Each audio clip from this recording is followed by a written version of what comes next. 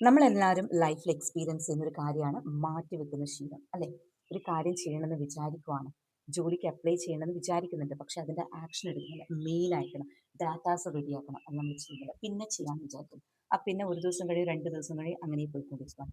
ഇത് നമ്മുടെ ലൈഫിൽ ഓരോ സ്പേസും നമ്മൾ എക്സ്പീരിയൻസ് ചെയ്യുന്നു. ഒരു സ്ഥലത്ത് പോകണമെന്ന് വിചാരിക്കുവാണ്, പക്ഷെ നമ്മൾ പോകുന്നില്ല.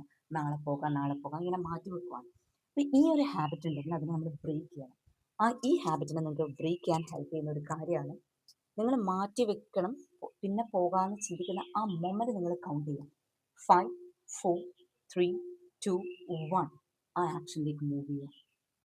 എക്സസൈസ് നാളെ ചെയ്യാം, അങ്ങനെ തിങ്ക് ചെയ്യുന്ന ആ മൊമെന്റ് നിങ്ങൾ കൗണ്ട് ചെയ്യാം. 5, 4, 3, 2, 1 എക്സസൈസ് സ്റ്റാർട്ട് ചെയ്യാം.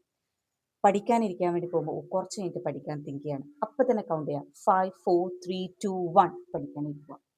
ഈ ഹാബിറ്റ് ബിൽഡ് ചെയ്യുക. പ്രൊക്രാസ്റ്റിനേഷനെ സ്റ്റോപ്പ് ചെയ്യുക.